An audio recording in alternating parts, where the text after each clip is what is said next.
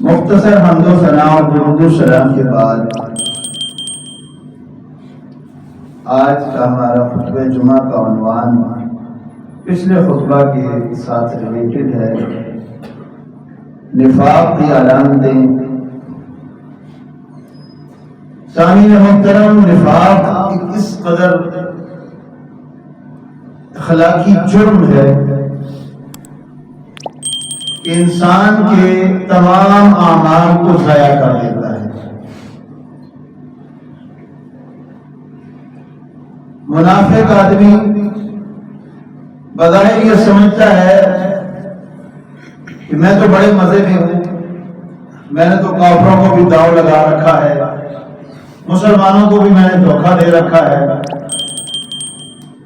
اللہ اس کے رسول کو بھی خوش کر رکھا ہے، شیطان کو بھی خوش کر رکھا ہے۔ لیکن ایسا آدمی اگر مدینہ میں بھی رہے تب بھی اس کی بخشش نہیں ہوگی، وہ مرے گا تو کفر کی موت مرے گا، حرام کی موت مرے گا۔ اب یہ نہ سمجھے کہ منافق آدمی نماز نہیں پڑھتا، منافق بڑا پکا نمازی بھی ہوتا ہے، نماز بھی بڑی پڑھے گا،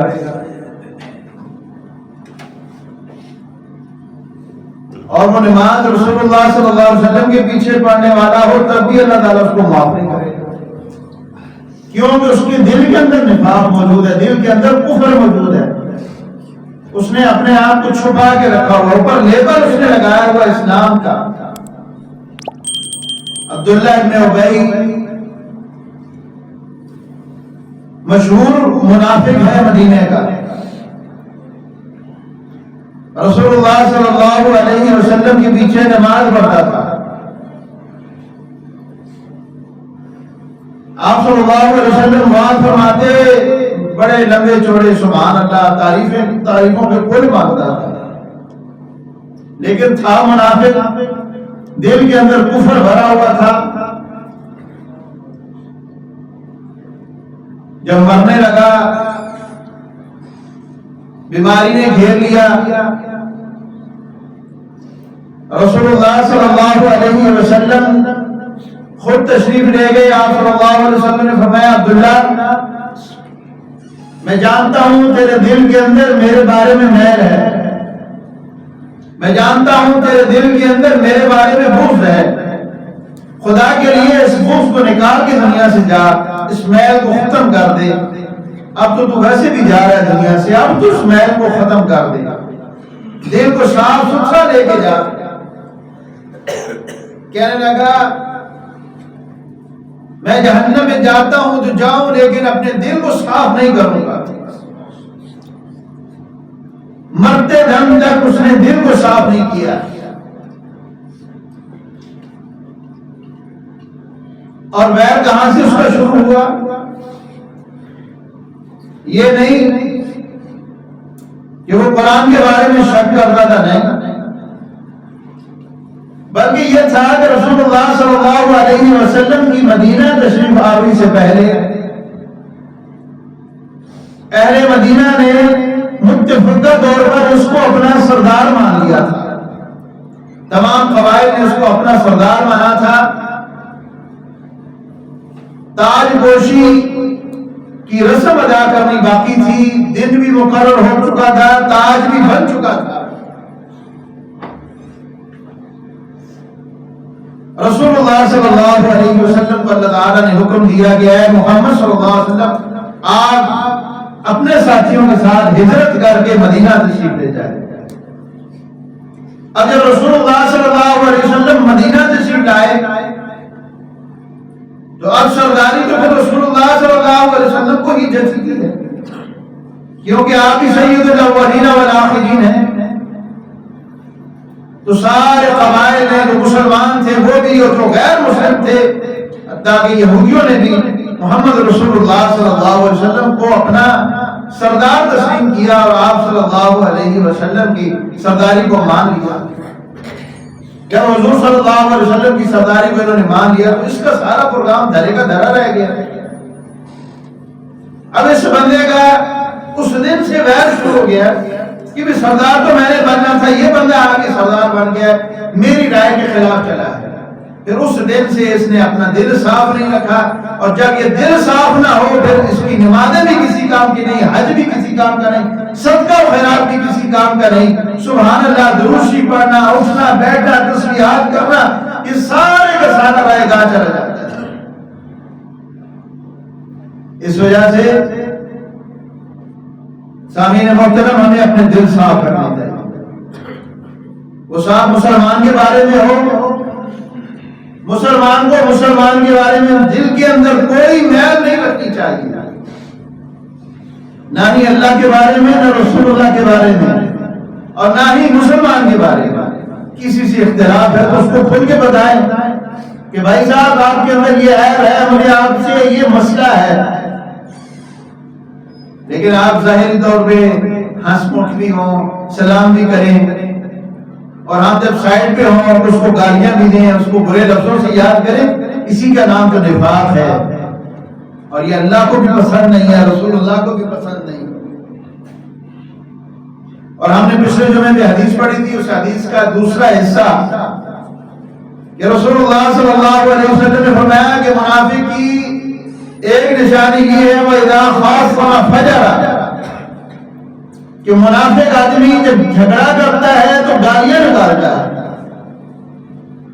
گالی نکالنا شریفوں کی عادت نہیں ہے، گالی نکالنے سے انسان کے خون کا پتہ چل جاتا ہے، بات سخت ہے لیکن انسان کا پتہ چل جاتا ہے کہ اس کی تربیت کیسی کی گئی ہے۔ رسول اللہ صلی اللہ علیہ وسلم نے فرمایا ابن آدم اپنے ماں باپ کو گالی دیتا ہے،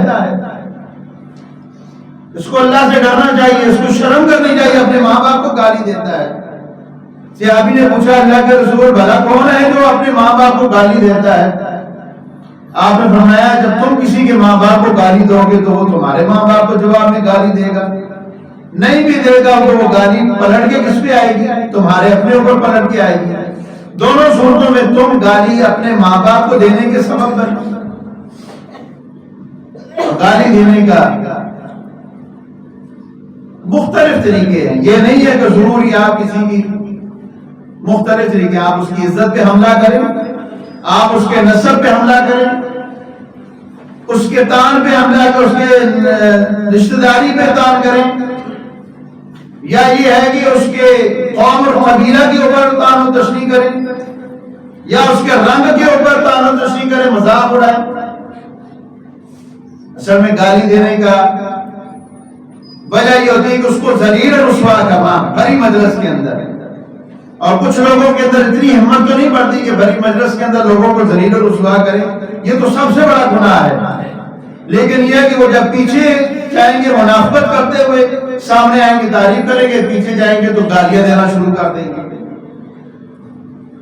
اور ذرا سے اختلاف ہوا، ذرا سے کسی بات سے اختلاف ہوا، فوراً ماں بہن کی گالی دینا شروع کر دیں گے، اور گالی بھی کس کو دیں گے؟ اپنے سے کمزور کو دیں گے، جس سے وہ ڈرتے نہیں ہیں، لیکن جو اس کا باس ہے یا اس سے جو سینئر ہے اس کو گالی نہیں دیں گے، اس کے سامنے آئیں گے اس کو جی جی جی حضوری جھوک جھوک کر سلام کریں گے، اور غریب آدمی کے سامنے آئیں گے تو کہیں گے گالی دے، اور بعد میں اگر اس نے کہا جی آپ گالی کیوں دے دیں، اور میری طبیعت ہی ایسی ہے، میرا غصہ میرے بھرا ہوا ہے، تیرا غصہ کسی غریب کے سامنے نکلتا ہے، امیر کے سامنے تیرا نہیں غصہ نکلتا، یہ غصہ نہیں ہے، یہ منافقت ہے، اور گالی دینا یہ مسلمان کا امتیاز نہیں، یہ فاسق آدمی کا کام ہے۔ رسول اللہ صلی اللہ علیہ وسلم نے فرمایا سباب المسلم فسوق وقتال کفر، فرمایا مسلمان کو گالی دینا فرمایا یہ فاسق آدمی کا کام ہے، کبیرہ گناہوں کے اندر اس کو شمار کیا جاتا ہے۔ اور مومن کے ساتھ جھگڑا کرنا، لڑائی کرنا، یہ کفر ہے، مومن کے ساتھ لڑائی کرنا۔ یہ اختلاف ہو گیا ہے، ہو جاتا ہے، بھائی کا بھائی سے اختلاف ہو جاتا ہے، بہن کا بھائی سے ہو جاتا ہے، میاں بیوی کا آپس میں ہو جاتا ہے۔ ہم نے بہت سارے مردوں کو دیکھا ہے بیویوں کو گالیاں دیتے ہیں، ماں بہن کی گالیاں دینا شروع کر دیتے ہیں، ذرا ذرا سی اختلاف ہے، بیوی کے ساتھ لڑائی بنی ہے، اس کے باپ کو، اس کے بھائی کو، اس کے رشتہ داروں کو گالیاں دینا شروع کر دیتے ہیں۔ یہ مردانگی ہے، کمینگی ہے، یہ اسلام کا درس نہیں ہے، اسلام کی تعلیمات نہیں ہے۔ کوئی بندہ تاریخ سے اٹھائے ایک بھی واقعہ ثابت کرے کہنے کو تو سارے اس کے رسول ہیں، رسول اللہ صلی اللہ علیہ وسلم کی امتی ہیں، کہ رسول اللہ صلی اللہ علیہ وسلم نے زمانہ نبوت سے پہلے بھی کبھی کسی کو گالی دی ہو یا کسی کے نسب کے اندر اس کے خاندان کے اندر کبھی کسی کو تانا دیا۔ رسول اللہ صلی اللہ علیہ وسلم نے فرمایا کہ مومن آدمی وہ ہے کہ جس کے ہاتھ سے اور جس کی زبان سے دوسرے لوگ محفوظ رہیں۔ کیا آج میری اور میرے ہاتھ اور میری زبان سے آج میں اور آپ غور کریں، کیا ہمارے ہاتھوں سے یا ہماری زبانوں سے دوسرے مسلمان محفوظ ہیں؟ ہماری مدرسے اس وقت تک نہیں جمتی جب تک کسی مومن کو گالیاں نہ دے رہے، بات پہلے گالی دیں گے، بعد میں بات شروع کریں گے، اور پھر کہتے ہیں بادشاہ نہیں ہوتی، پھر کہتے ہیں اللہ کی رحمت نہیں آتی۔ نفاق تو ہمارے دلوں کے اندر بھرا ہوگا کوٹ کوٹ کے، بغل میں چھری اور منہ میں رام رام۔ پھر کہتے ہیں جی اللہ تعالیٰ کی رحمتیں کیوں نہیں آتی، اللہ کی رحمتوں نے منہ موڑ رکھا ہے۔ دعا بھی مولوی صاحب کر رہے ہوں اللہم اسقنا غیثا مغیثا، پیچھے سے آمین کی آواز ہی نہیں آتی، دل میں یہ کہہ رہے تھے مولوی مکا کے دعا لمحیاں کرتے ہیں، جان چھوڑ باہر نکلے ہیں اور بڑے کام میں تو دعا لمحیاں کرتے بیٹھے ہیں۔ بعد میں کہتے ہیں مولوی صاحب دعا کر دیں، دعا کرو دیں، آمین نہیں کہتے، اس وقت کہہ رہے تھے مکا جان چھوڑ جلدی کر، پھر کیسے اللہ تعالیٰ کی رحمت ہوگی؟ دوسری بات، عبادات کے اندر سستی کا مظاہرہ کرنا۔ عبادات میں سستی یہ نہیں کہ وہ بندہ عبادت نہیں کرتا، جیسے میں نے پہلے بیان کیا، یہ نہیں ہے کہ عبادت نہیں کرتا، عبادت بڑی کرتا ہے، منافق بندہ عبادت بھی کرے گا، سستی کرے گا۔ سستی کیسے کرے گا؟ آپ سورۃ النساء کو پڑھیں تو آپ کو یہ معاملہ بالکل سامنے آ جائے گا۔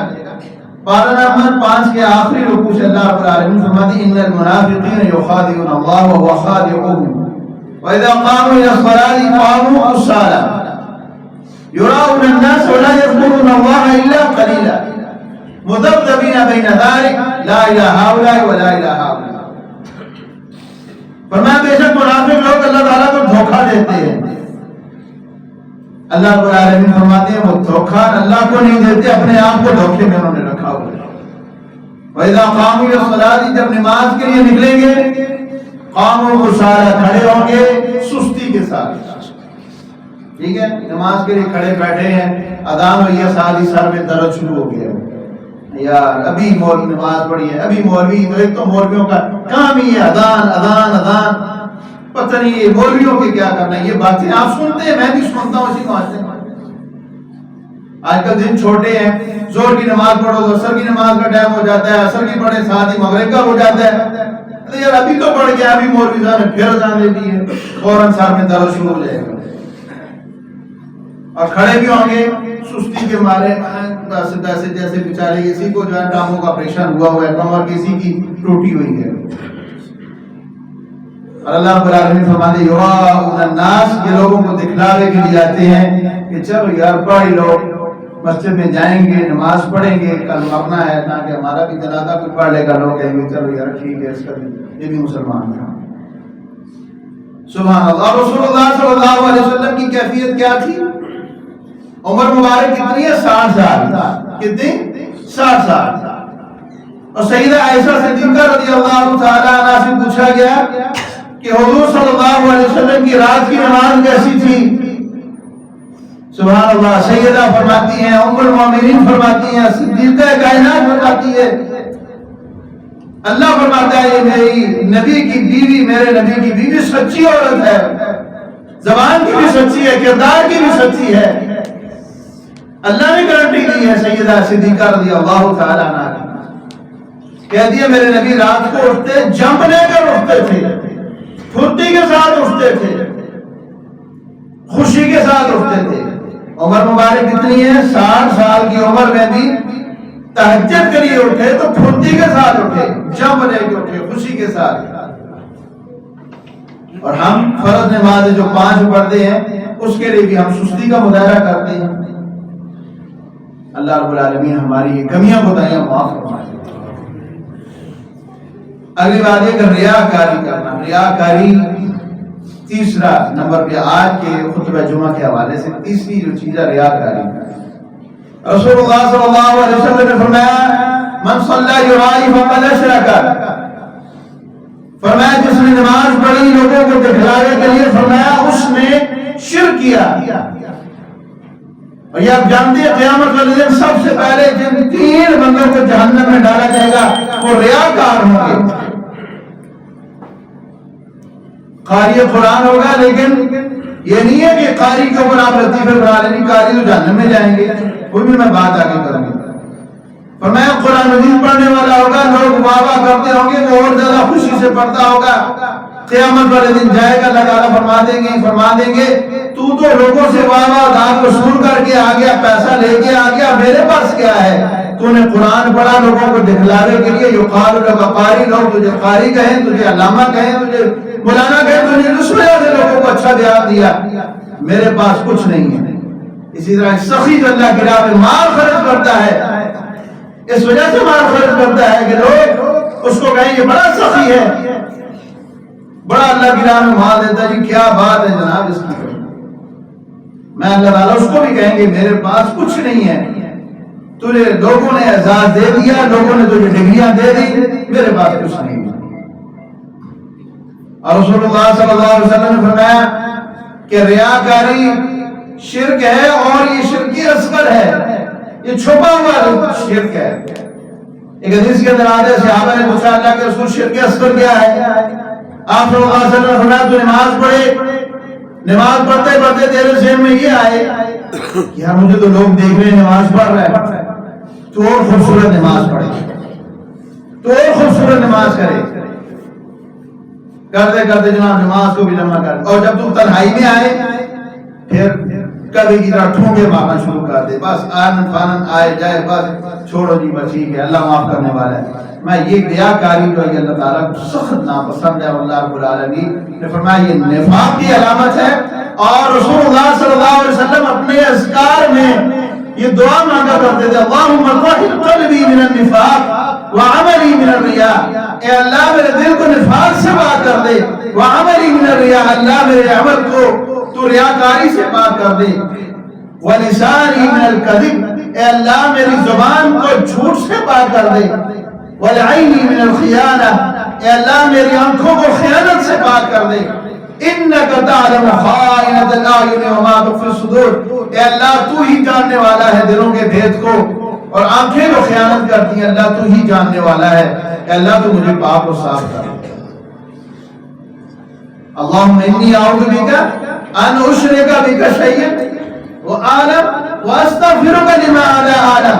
رسول اللہ صلی اللہ علیہ وسلم کے اذکار میں شامل تھی اے اللہ میں اس چیز سے بڑا مانتا ہوں ان اشرک بک شیئا کہ میں تیرے ساتھ کسی کو شریک ٹھہراؤں، بکا وعالم اور میں جانتا ہوں، اور میں اس چیز کے بھی پناہ مانگتا ہوں لما لا اعلم جو میں نہیں جانتا. لا علمی کے سبب کہیں مجھ سے شرک ہو گیا اللہ تو مجھے وہ بھی معاف کر دے. اللہ میں تیری پناہ جانتا ہوں میں اس سے پہلے کہ میں شرک کروں تو مجھے محفوظ رکھ. اور یہ لا علمی میں شرک یہی ہو جاتا ہے، دکھلاوا کبھی آ جاتا ہے، کبھی ریاکاری آ جاتی ہے. دیکھیے شیطان کی یہ کوشش ہے کہ ابن آدم نیکی نہ کرے، پوری کوشش کرے گا کہ یہ نیکی نہ کرے. اچھا اگر انسان نے ہمت کر لی، شیطان کو ذلیل کر دیا، نیکی کر لی، اب اس کا حملہ کیا ہوگا کہ یہ نیکی سے جو کر لیا اس کی اس کو اجرت نہ ملے، مزدوری نہ ملے. مزدور سارا دن مزدوری کرے، پسینہ بہائے، شام کو حاجی صاحب ٹھیکیدار صاحب کہیں گے جی پیسے نہیں ہیں. کیوں؟ تو نے کام ہی نہیں ٹھیک کیا. اس بیچارے کے دل کے اوپر جو گزرتی ہے وہ جانتا ہے. تو اللہ رب العالمین کے ہاں بھی اجرت ان لوگوں کو دی جاتی ہے جو اپنا کام پورا کرتے ہیں، جو ڈیوٹی پوری کرتے ہیں. اس کے اندر اللہ رب العالمین کی رضا شامل ہوتی ہے، خلوص شامل ہوتا ہے، تقوی شامل ہوتا ہے. کوئی بھی عبادت آپ لے لیں، جہاد ہو سب سے بڑی افضل عبادت اللہ کی راہ میں اپنی جان قربان کرنا، خون بہانا کوئی آسان کام ہے. آج میں بھی دعا مانگتا ہوں، اکثر لوگ دعا مانگتے ہیں، آپ بھی دعا مانگتے ہیں اللہ شہادت کی موت دے لیکن گولی نہ لگے، خون نہ بہے. ٹھیک ہے حلوہ کھاتے کھاتے ہم شہید ہو جائیں بس. ہاں ہم روٹی کھاتے کھاتے شہید ہو جائیں، سوتے ہوں فوت ہو جائیں، شہید ہو جائیں، اللہ گولی نہ لگے، خون نہ بہے، درد بڑی ہوتی ہے، زخم نہ آئے، ایسے تھوڑی شہادت ملتی ہے۔ اور وہ اللہ کی راہ میں جو شہید ہو گیا، فرمایا اگر اس نے ریاکاری اس کے اندر آ گیا، اللہ رب العالمین اس کا کوئی عمل قبول نہیں کرے گا۔ تو یہ تو چھوٹا سا گناہ نہیں، یہ بہت بڑا گناہ ہے۔ رسول اللہ صلی اللہ علیہ وسلم، دیکھیں نا، ہم کسی کے دل کے بھید کو تو نہیں جان سکتے کہ اس کے دل میں کیا ہے۔ تو اہل علم جو تقویٰ والے لوگ ہوتے ہیں، جو اللہ کے بندے ہوتے ہیں، اللہ تعالیٰ سے ڈرتے ہوتے ہیں، تنہائی میں رو رو کر اللہ سے کہتے ہیں اللہ نفاق سے بچا لے، اللہ ریاکاری سے بچا لے، اللہ خیانت سے بچا لے، اللہ جھوٹ سے بچا لے۔ بار بار یہ اللہ سے دعا کرتے ہیں اللہ ہماری عبادات کو قبول فرما لے۔ اور چوتھی بات، نماز میں ٹھونگے مارنا، نماز بڑی سپیڈ سے پڑھنا۔ رسول اللہ صلی اللہ علیہ وسلم نے 3 مرتبہ فرمایا یہ منافق کی نماز ہے، یہ منافق کی نماز ہے، یہ منافق کی نماز ہے۔ صحابہ پریشان ہو گئے، کون سی نفاق کی یہ منافق کی نماز آ گئی بھائی؟ آپ نے فرمایا منافق آدمی بیٹھا رہتا ہے، انتظار کرتا رہتا ہے، حتیٰ کہ جب سورج غروب ہونے لگا ہوتا ہے، حدیث میں آتا ہے جب سورج شیطان کے 2 سینگوں کے درمیان میں آ جاتا ہے، اس وقت یہ منافق اٹھتا ہے اور سپیڈ کے ساتھ کمانڈو ایکشن کرتے ہوئے جناب یہ نماز پڑھ لیتا ہے۔ فرمایا اس نے اللہ کا ذکر نہیں کیا، فرمایا یہ منافق کی نماز ہے۔ کسی وجہ سے کہیں اللہ نہ کرے کہیں ایسا ہو گیا ہے، انسان ہے لیٹ ہو گیا، کسی کام میں پھنس گیا، لیٹ ہو گیا، تو ہاں سورج غروب ہونے سے پہلے نماز ادا کر لے۔ رسول اللہ صلی اللہ علیہ وسلم نے رخصت دی ہے، رخصت یہ دی ہے، فرمایا جس نے 1 رکعت بھی پا لی اس نے نماز پا لی۔ لیکن یہ معمول نہیں ہونا چاہیے کہ روزانہ جناب اس کا معمول ہے کہ جناب جب سورج غروب ہونے لگا عصر کی نماز مغرب کے ساتھ مغرب کی، پھر جناب وہ بھی سپیڈ کے ساتھ پڑھی، اور پھر عشاء کی نماز وہ تو پھر ویسی کی۔ اگلی بات، 5ویں چیز، عشاء اور فجر کی نماز میں سستی کرنا، یہ بھی بہت بڑی سخت چیز ہے۔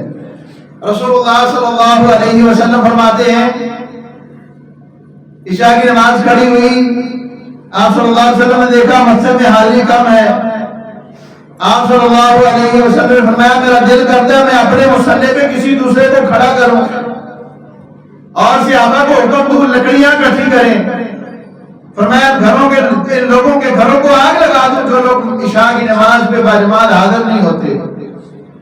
لیکن آپ صلی اللہ علیہ وسلم نے فرمایا کہ مجھے ڈر ہے بچوں کا، عورتوں کا، کیونکہ ان کے لیے مسجد میں آنا فرض نہیں ہے نماز کے لیے۔ یہاں پہ کیا ہے، بچے آ جاتے ہیں، بڑے پیچھے رہ جاتے ہیں۔ صحابہ کہتے ہیں جو عشاء اور فجر کی نماز پہ حاضر نہیں ہوتا ہم شک کرنے لگ پڑتے تھے کہ کہیں اس کا ایمان کمزور تو نہیں ہو گیا ہے۔ رسول اللہ صلی اللہ علیہ وسلم نے فرمایا یہ 2 نمازیں بہت بھاری ہوتی ہیں کیونکہ آرام کا وقت ہوتا ہے اور اس کا اجر اللہ تعالیٰ نے بہت زیادہ رکھا ہے۔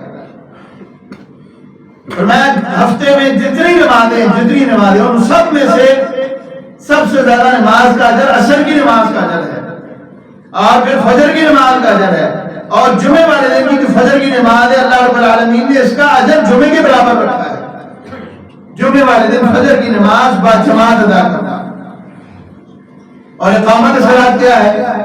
اقامت صلاۃ یہ نہیں ہے کہ نماز پڑھ لیں، نماز تو آپ پوری روئے زمین پہ کہیں پہ بھی پڑھ سکتے ہیں۔ رسول اللہ صلی اللہ علیہ وسلم نے فرمایا اللہ تعالیٰ نے مجھے اعزاز دیا ہے، میری امت کے لیے پوری روئے زمین کو مسجد بنا دیا، لیکن اقامت صلاۃ نہیں، آپ گھر میں نماز پڑھیں، اقامت صلاۃ آپ نہیں، آپ پیچھے ہٹ گئے۔ قرآن کہتا ہے اقیموا الصلاۃ، نماز قائم کرو، نماز قائم کرو۔ اقامت صلاۃ کیا ہے؟ اقامت صلاۃ یہ مسجد میں آئے، نماز با جماعت ادا کرے امام کے ساتھ۔ اقامت کہیں کہتی ہے، مؤذن کیا کہتا ہے؟ قد قامت الصلاۃ، بھول گئے ہیں کیا؟ قد قامت الصلاۃ، نماز کھڑی ہو گئی، نماز کھڑی ہو گئی، یہ اقامت صلاۃ ہے۔ تو آپ نے نماز با جماعت نہیں پڑھی، میں نے اگر بعد نماز جماعت نہیں پڑھی تو میں اس کا مطلب ہے کہ میں نے اقامت صلاۃ کو توڑ دیا۔ اقامت صلاۃ کے لیے ہمیں نماز با جماعت ادا کرنا ہے۔ اور اسی طرح سعید رضی اللہ تعالیٰ عنہ، سعید بن مسیب رضی اللہ تعالیٰ عنہ کہتے 40 سال میری زندگی کے 40 سال ایک نماز بھی ایسی نہیں گزری کہ اذان مسجد میں ہوئی اور میں کھانے کا 40 سال مسلسل. کہ ہم مولوی بھی اس معاملے میں بہت پیچھے رہ جاتے ہیں. یہ کوئی چھوٹی سی چیز نہیں ہے، بہت بڑا عمل ہے، بہت بڑا عمل ہے. کہتے ہیں 40 سال میری زندگی کے رسول اللہ صلی اللہ علیہ وسلم نے تو اس سے بھی چھوٹا عمل بتایا، اس سے بھی مختصر فرمایا 40 دن مسلسل تکبیر اولیٰ کے ساتھ نماز با جماعت ادا کر لو، اللہ رب العالمین 2 چیزیں پکی کر دیتے ہیں. فرمایا ایک نفاق کی لسٹ سے ختم نکال دیا، یہ بندہ منافق نہیں ہے، یہ بندہ پکا مومن ہے.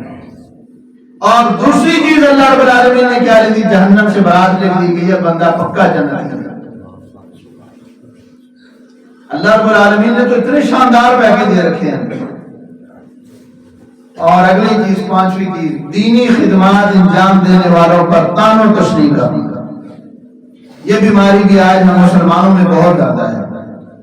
مجلس میں جہاں پہ بیٹھیں گے، ہوٹل پہ بیٹھے ہوں، نجی مجلس پہ بیٹھے ہوں، چوک میں کھڑے ہوں، جو لطیفے جو باتیں کریں گی سارے مولویوں کے اوپر آئیں گے. نہ ان کی زبان سے عیسائی کے خلاف جملہ نکلے گا، نہ یہودی کے خلاف نکلے گا، نہ اسرائیل کے مظالم کے خلاف بولیں گے، نہ سود کے خلاف بات کریں گے، نہ زنا کے خلاف بولیں گے، نہ چوروں چکروں کے خلاف بولیں گے، نہ بدماشوں لٹیروں کے خلاف بولیں گے. جو لطیفہ، جو بات، جو مذاق، جو کھچ مارنی ہے انہوں نے مولویوں کے بارے میں، علماء کے بارے میں. بھائی اللہ کے بندے، علماء نے کیا آپ لوگوں کو بگاڑا ہے؟ اور میں نے خود منبر رسول پہ بیٹھا ہوں، میں نے ایسے لوگوں کی موت لیٹرین میں ہوتی دیکھی ہے. میں نے خود ان کے جنازے پر مشکے نکالے، وہ لوگ اس حالت میں لوگ مرے ہیں. کوئی چھوٹی چیز ہے، ہم مذاق سمجھتے ہیں، پھر بعد میں کہتے ہیں ہم نے تو مذاق کیا ہے. اللہ تعالیٰ کے تمہیں نشانیاں، اللہ کے شاعر تمہیں مذاق کے لیے ملے ہیں. جہاں پہ بیٹھیں گے، مجھے ایک بندہ ادھر مسجد میں کہنے لگا تھا، نمازی میں نام نہیں لیتا، مجھے کہتے سنا نہیں بول گیا بڑا کھاتے ہیں. میں نے کہا مجھے 2 سال ہو گئے، بتا تو نے ایک بار بھی تو نے چائے بھی کبھی پلائی ہے گھر سے لا کے؟ کہتا مولوی حلوہ بڑا کھاتے ہیں. بات کرتے شرم نہیں آتی بات کرتے ہوئے؟ کہیں کہ مولوی کھا گئے، مولوی کھا گئے. دیتے کیا ہو تم مولویوں کو؟ اللہ کی رضا کے لیے علماء کام کرتے ہیں، پیسوں کے لیے کرتے ہیں. یہ سمجھتے ہیں کہ مولویوں کو کوئی ہنر نہیں آتا، مولوی اور کچھ کام نہیں کر سکتے، بس مولویوں کو صرف یہی کام ہے. اللہ کا کرم ہے، مولویوں کو سارے کام کرنے آتے ہیں. مولوی سب کچھ کام کر سکتے ہیں، مزدوری بھی کر سکتے ہیں اپنے ہاتھ سے. اللہ نے ہاتھ دی ہوئی، سمجھ دی ہوئی ہے، لیکن صرف اللہ کی رضا کے لیے لگے ہوئے. تو ان لوگوں کے لیے آپ مذاق مت کیا کریں، لطیفے مت بنایا کریں. شاعر اللہ کا مذاق کرنا، اگلی جو چیز ہے اسلامی شاعر کا مذاق کرنا، یہ بھی نفاق کی علامت ہے. اسلامی شاعر کا مذاق کیا؟ داڑھی کا مذاق کریں گے، پردے کا مذاق کریں گے، شلوار ٹفنس اونچی رکھی ہوئی ہے، کہیں گے مولوی صاحب سیلاب آ رہا ہے، پانی چڑھ آیا تو دوبارہ ٹائم میں اور شلوار نیچے کر لو. داڑھی 2 دن کسی نے بڑھا لی، سنت کے مطابق بڑھا لی، کہتے تجھے نائی نہیں ملا، تیرے پاس پیسے نہیں. کیا ہمیں نہیں؟ ہمارے پاس پیسے نہیں ہے.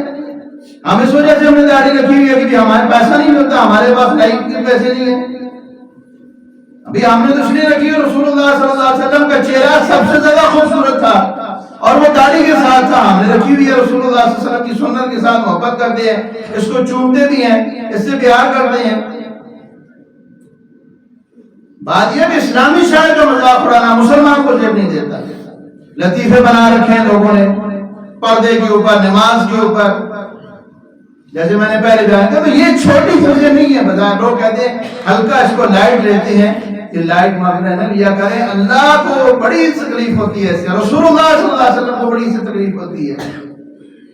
قیامت کے دن کیا منہ دکھائیں گے رسول اللہ صلی اللہ علیہ وسلم کو؟ اور پھر اللہ رب العالمین کی راہ میں خرچ کرنے کے موقع کے اوپر تنگ دلی کا مظاہرہ کرنا، یہ 7ویں نشانی لوگوں کی ہے. اللہ کی راہ میں خرچ نہیں کریں گے، لیکن کریں گے تو وہ ہاتھ کھینچ کے فضول کاموں میں خرچ کرنا ہے لگا دیں گے، لاکھوں روپے لگا دیں گے. مساجد کے اوپر خرچ کرنا، مدارس پہ خرچ کرنا، دینی مدارس کے طلبہ پہ خرچ کرنا، اللہ کی راہ جہاد میں مال دینا، غریبوں اور مسکینوں کے لیے کرنا، مظلوم مسلمانوں کی مدد کے لیے 10 روپے بھی جیب سے توفیق نہیں ہوتی دینے کی. اور بظاہر یہ سمجھتے ہیں کہ ہم نے بہت اچھا کام کیا، بلکہ لوگوں کو بھی منع کر دیا. ہاں تجھے بڑا خدمت خلق کا جذبہ چڑھا ہوا ہے، بڑا تیرے پاس پیسہ آ گیا، بڑا تو اجر اللہ کی راہ میں دے رہا، بڑا سخی بنا ہوا ہے.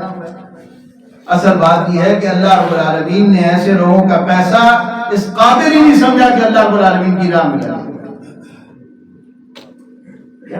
میں اور آپ اس سے نفرت کرتے ہوں، کیا اس کے گھر سے کبھی چائے پیئیں گے یا اس کے گھر سے کبھی ہم جائیں گے کھانا کھائیں گے؟ نہیں جی، ہماری بنتی نہیں، کیوں جائیں گے؟ وہ شادی پہ بلاتے ہیں، شادی پہ نہیں جاتے، لوگ کہتے ہیں ہماری ان سے تو بنتی نہیں ہے، ہم کیسے ان کے گھر چلے جائیں؟ اللہ اور رسول کو بھی ایسے بندوں کا پیسہ نہیں چاہیے، نہیں ان کے راہ میں اگر وہ دے بھی دیں اللہ تعالیٰ قبول ہی نہیں کرتے.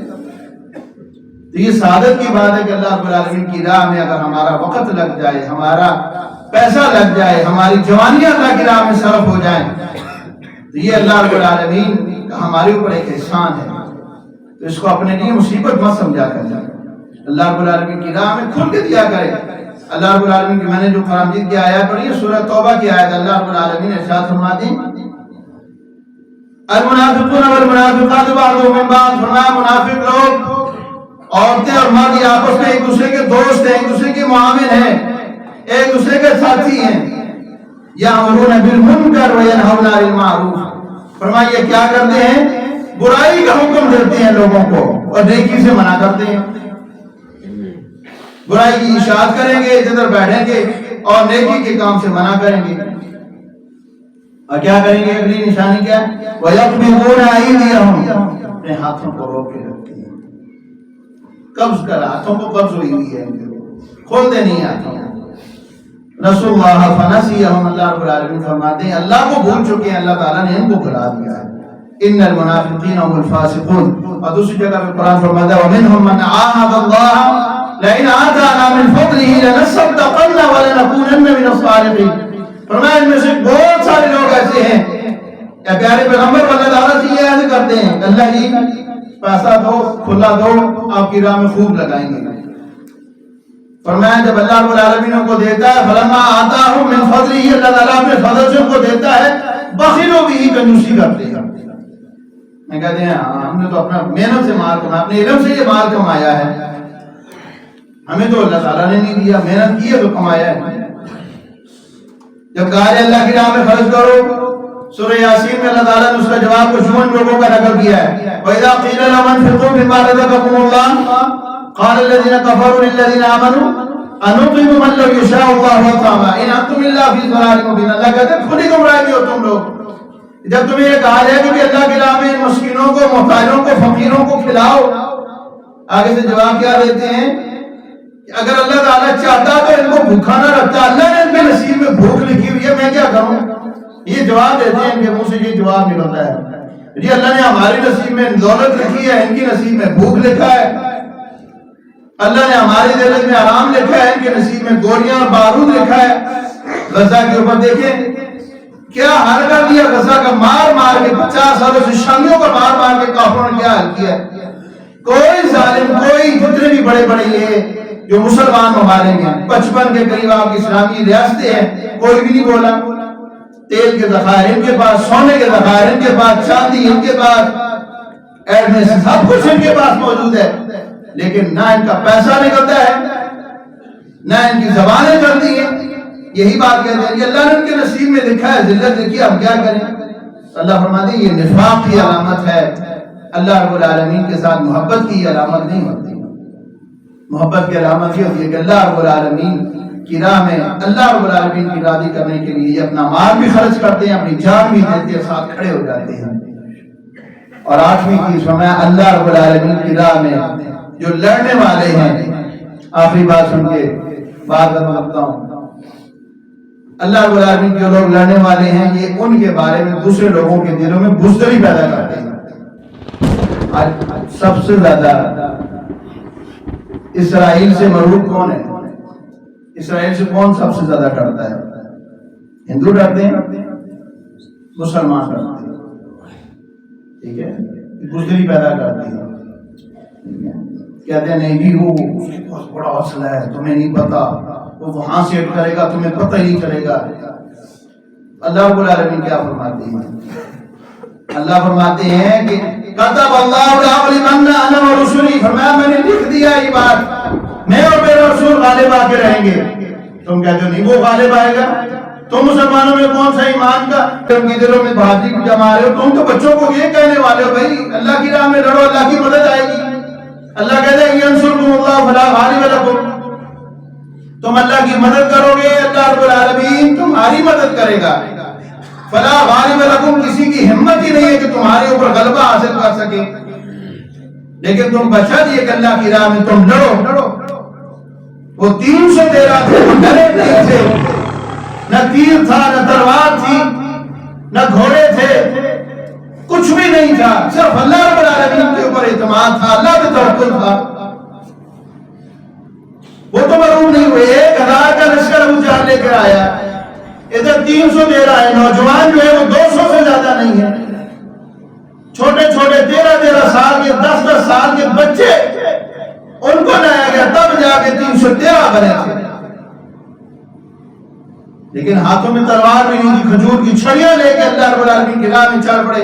اللہ رب العالمین نے بڑے بڑے کافروں کے جو سردار تھے ان پہ ڈھیر لگا لیے، فقاتلوا ائمۃ الکفر، کافروں کے سردار وہاں پہ گرے۔